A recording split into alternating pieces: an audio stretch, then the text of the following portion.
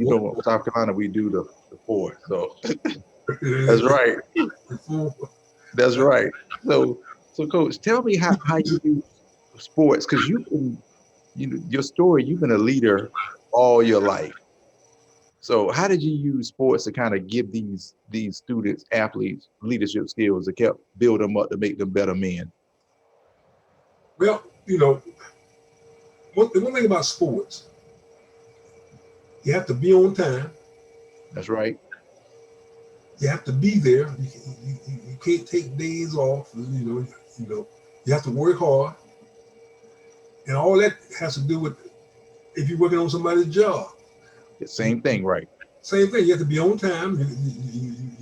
You work hard. You try to improve, and you can't be absent. Hmm. And so, if you play sports, and like I used to tell about those principals, because I served as assistant principal and administrative assistant for years. I mean, I only taught the classroom, I think about 3-4 years. Yes, And sir.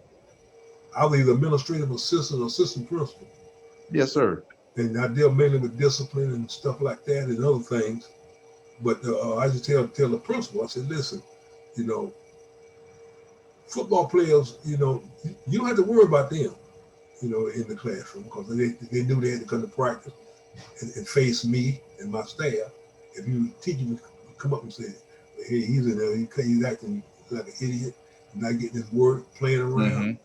And so we had that understanding that, they say, well, call coach and one of the boys is they're not doing what they're supposed to do, acting up in class, got sent to the office. Yeah, So that afternoon, he was the example. that's right. You got to make an example in it. Yeah. I tell him, I said, look, now there's the example there. He running. We had something like heels. We used to run heels. So while we were exercising and warming up, I had a coach out there. He doing the discipline part of it. I said, now there's the example. He's running around these heels here. If you want to join him, I said, you go back to class and start acting stupid, and that's what happens to you. That's what happens. Yeah. That's right. But again, telling kids have to see, listen, you have to be on time, you have to do a good job, discipline. You have to have good, be your own disciplinarian. You don't need me to discipline you. You have to have your own discipline. You can sit in the class and not act a fool. That's right. So that's how kids know, and that's what we used to tell them about how football and sports, not only football but sports. Sports, yeah. Can affect all parts of your whole life. Because as a man, you get up and you go to work in the morning. Yeah. We used to go to South Carolina State camp, football camp. 6 o'clock, we would load up on the bus to go to the practice field. So that's the part of what you have to do. You have to get up in the morning, you have to go work. So, same thing football. Get up in the morning, go to work. Go to work. Yeah. You went to camp about every year until they stopped having those camps. Yeah. Yeah. And the thing about sports in general, especially football, our coaches always say, when we going to play these other teams, it's a business trip. You're not here to worry about the crowd. You're not here to look at a girl in the stands, even though they look nice. You there to that ball. That's your job. Yeah, and so and another thing, especially when we go to camp, my deal was I want our players to see us outworking the other guy. Yeah. You got to spend if they got there spend an hour out there on the field and they gone on the bus, we still out there. That's right. You got to get your money's worth, right? That's right. For free. And I made it a point. I wanted to beat them on the field. I want to be the first out there. We already out here. Y'all is getting off the bus. We've been here. Mm-hmm. And I wanted to make sure that when y'all leaving, we still here. That's right. So you got to set that tone, don't you? You outwork the other guy. Yeah. Yeah, because from a school like Timmonsville, 1A, gritty, hard nosed, you got to rely on hard work. Well, you got to. I mean, if you didn't, because to be honest with you, there was a time, you got a good football program is when you call people up the game, they don't call you back. So that still happens, Coach. Oh yeah, if you got a good program and you call people up for non-conference football games, I don't care what age, whether it's 1A, 2A, 3A, 4A, they don't call you back, then you got a good program. So what you had to do to get after y'all started winning to get non-conference games? People just like, we're gonna play them. Well, see, every 4 years, I think they've cut it down now to 2 or 3 years now. Every 4 years, you have realignment and the schedule, and so you have to reschedule your non-conference game. Your conference game, they're already scheduled, so you don't have to think. Yeah. But your non-conference game, that's somebody you want to play. If you got a rival and you can make money off of that, you play them. You want to play somebody that's good. Some teams load up with teams that's not good, so they can have winning the season and beat up on people. Mm-hmm. And see, my philosophy is I'll play anybody, because if I play you and you're a 3A school, and you good 3A school, I'm not gonna see anything like that in my region. And so if I can just hang close and beat you, then I tell my guys, I said, look, I said, we ain't gonna see nobody like that. That's right. That's the best team you're gonna see all year. That's right. So you work hard to beat them. So by the time we got the region, shoot, it's a cakewalk. And that's And see, some people don't like a tough non-conference schedule, but as we talked about with life, you got to do the hard. You got to eat your peas first. Do the hard stuff first, and then you don't eat dessert first. When I know I didn't. Well, see, first of all, life is hard, and so you schedule hard things. I mean, if you have a hard schedule, that means that life is hard anyway. Mm-hmm. If your schedule is hard, then that eases that load. When things do get tough, you say, well, hey, I've done this before. I overcame it. Yeah, I overcame this. I can get through this. So in that way, that's why we schedule tough games like that. And we were playing about, okay, with 3, 4, 8, it didn't matter. In life, you got to compete. Okay, you say, okay, I went to this school. When you say, well, I went to Timmonsville. That's two different deals. The program, the academic program, they may not be even, but you still got to compete against. You still got to compete. Yeah, if you go get a job, and you say, well, I went to this big school in Charleston. You say, well, I went to Timmonsville. So what you gonna do? Get them walk out there and both of y'all compete for the same job? Right, you gonna just quit and let them? Right. Yeah, you look. So that's right. So you got to be hard to prepare yourself from the start, so you can be able to compete against these kind of people. Yeah. Mm-hmm. Because everybody doesn't have that advantage of being at big schools. Mm-hmm. Everybody. So and you have to have a mind. It has to be a mindset. Yep. Number one, to say, you know what.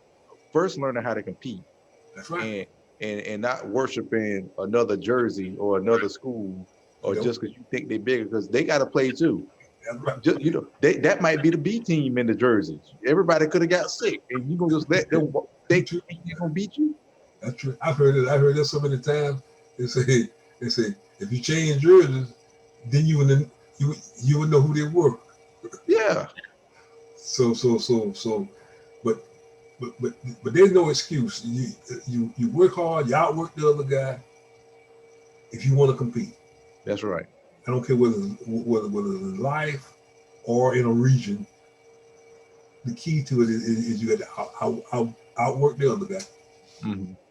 Yeah, and a lot of times opportunities are disguised as problems. So you think it's a problem, but it's really an opportunity. That's why I don't like math. I was telling someone about math. Yeah. If math teachers said, this is not a math problem, because when you think problem, oh man, I got to solve it. But here's your opportunity. This is a math opportunity to show me that you can do the work. Yeah. Change the wording. Don't call it a problem. It's just an opportunity. And then kids will look at it differently, like, okay, yeah, this is an opportunity to show this opportunity so you can show me how smart you are, that you Right. were studying and preparing. But when you say problem, first thing I'm gonna say is Oh man, stop. no man, problem. I can't Yeah. start. So we gotta look at it, we gotta teach people differently that it's not a problem, it's an opportunity for you to showcase yourself and showcase your talent, to let people know the hard work that you did is gonna pay off. Right. And plus, you know, it should, but by solving this opportunity, it's going to move you to another level, and you be able to compete That's on right. another level. Yeah. So how'd you put that competition in your players, coach? What did you do? Well, you, they have to have some in them. You know, I mean, you know, you want to be good, or you want to be the best. And if you don't want to be the best, then why go through all this stuff? Why do it? Yeah. Why do 2-a-days, and why get up early, and why put on these thinking pads, shoulder Right. pads, In the musty? rain, You don't want it. if you don't want it. And so my first thing is I got to look you in the eye, and I want you to know, do you want it? Because you can look them in the eye and tell them, Oh yeah. Oh, what, I was coach, a guy. what is it about the eyes that you see Well, when you look at a player and say, you know what, they don't want it today? no. It's see, you can look at his body language and all that. That might be good. But I'm gonna look you dead in the eye, because That's right. what I did is before the game, everybody sit around the room, and I walk around the whole circle. You ready? You ready? Now, it's now what about the eyes? I couldn't tell you, but you can Yeah, tell. but we know, don't we? We know. Oh, you know, I can look you in the eye and say, "Oh no, we in trouble." Oh, I can look you in the eye and say, "We ready." Yeah. And why I have a clue. If I figure that out, I'm gonna ball it and sell it. We gonna make $1 billion. That's right. It said, but it's something about those. It's something about the eyes, and then I can tell if you're ready to do this. But my point is, why get up in the morning? Why do 2-a-days, 100 degrees, all the way into October almost, and you don't want to do this? I said, listen, I said, you need to find a sport like indoor tennis or something like that, you know, something easy. But it's tough. If it wasn't tough, then everybody would be out here. That's right. Everybody, and that's what you realize, coach. Everybody can't play football. It's not a sport. And I think that's why football has so many fans, because you can go and pick up a basketball shooting around, know, and you can do that stuff.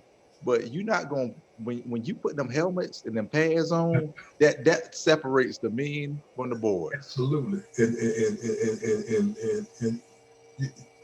you got to get yourself in shape. You got to get in the weight room. I mean, I know they do it in all other sports too, but still, with football, you got to do that if you're going to compete. You have to do the things that's going to get you to the next level. And if you don't do them, and I don't care if it's in the classroom, if it's going to get you to the next level, which is graduation, you got to do the things what it takes to get you there. That's right. It's like lifting weights. I mean, you got to get in that weight room. Off season, conditioning, and all that's going to get you to the next level if you work hard and believe in what you can do. Believe it. You got to believe what you do. You got to. So if you don't believe in it, don't even do it, right? That's true. You might as well take up something else, because if you don't believe in it, then I've seen, and I've been on both ends of it. When I first came to Timmonsville, and then when we had a pretty good decent program, I could tell the team that we played whether they believe that they could beat us or not. They was already defeated. You already knew, ain't it? Yeah. Because I know some buses would come in, and I'd go to the door and I'd show them, where you park and all this here. And I said, well, I said to myself, I said, man, these guys, they already defeated. They already lost. And I had something like that too when I first started. I said, shoot, I know one time we used to play Mayo, and over in Dalton, and I remember, the name Mayo used to strike fear in most schools. Yeah. With Coach Wells over there. And anyway, and so I went to the gym. I looked around. I looked in the eye to eye. I said, man, we're in trouble over here. We hadn't even left Timmonsville. Right. You didn't even leave. We hadn't even left campus. So if you don't believe it, if you believe you lost, you already lost. That's right. That's a good life lesson, Coach. Yeah. What has sports taught you in your life? Oh, well, I mean, without that, I wouldn't be nowhere near where I'm at today. They gave me a decent living, a decent amount of respect, and plus the fact it let me meet a lot of people, a lot of kids, and to help a lot of kids. Yeah. You know, because a lot of kids, I got a lot of my players now, you know, they're still around. I had some on the school board, and this and that, but that's what sports, you know, I keep saying football because I coach basketball too, but that's what football would do, you know. It prepares you and for life, and no matter what it throws at you, what life throws at you, if you've done this long enough and good enough, you can handle anything. You can handle anything, right, Coach? And that's what a lot of people don't realize about it. Like I said, you playing the sport. I think you go through more physically playing football than any other sport. Yeah. I ran track in college, and I played basketball in high school, but it's a different kind of work in football that you got to prepare your mind for, because you got to prepare your mind first. Do I want to really go out here and deal with it and deal with this stuff? And then you got to, most football players, not anymore, but it used to be, you can tell. I can look at a kid and tell what position they play right now. I can say if he got a big neck, you play linebacker, though, fullback, and I can look at a corner or a receiver, because you pretty much transforming your body into your position. Absolutely. But you know, even basketball, any sport, if you want to be the best, you got to train. You got to train. And you find out if you don't do that, then you're gonna get your reward, which is your reward is gonna be that you're gonna get beat. Yeah, that's right. And if you do the right thing, then you're gonna get your reward, which means that you be the best in what you do. So that's what it teaches you. You know, it does. Hard work, discipline, all that works together, and that's what we were able to do over in Timmonsville. And like I said before, from the beginning, we took a program. It wasn't a program. You wouldn't call it a program. We just had, so many guys out there for the group, but it became a program. And so these guys right now, I mean, they grown men, but they'll tell you on the street right now, and some of them on the street, and some of them, doing what they do, but they knew, they said, Coach Tate said, you be on time or you hit them heels. I know. They still know that. You done embedded it into them. Oh yeah, you got to do it. And if you don't, they're not gonna be successful. That's right.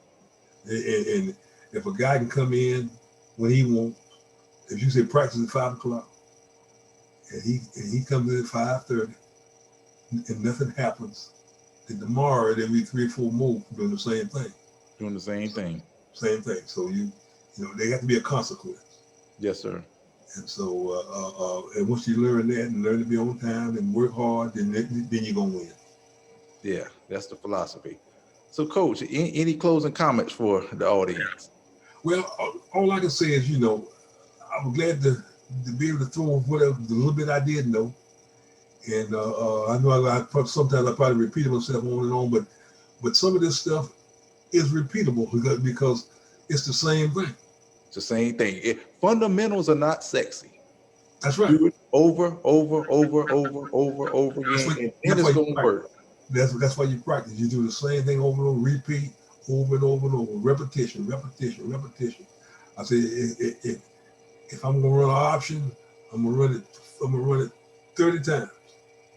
Same thing over and over till you get it down pat. That's right. I'm working on somebody's job. I'm gonna work hard at it over and over and over to the down pat. So that's how it is. Yeah. No, thanks, Coach. Coach, I want to thank you, Coach Bill Tate, Timmonsville High School. I want to give you this.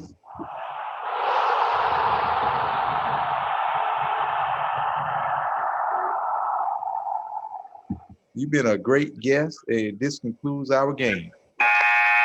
That's it. Touchdown. Touchdown, Coach.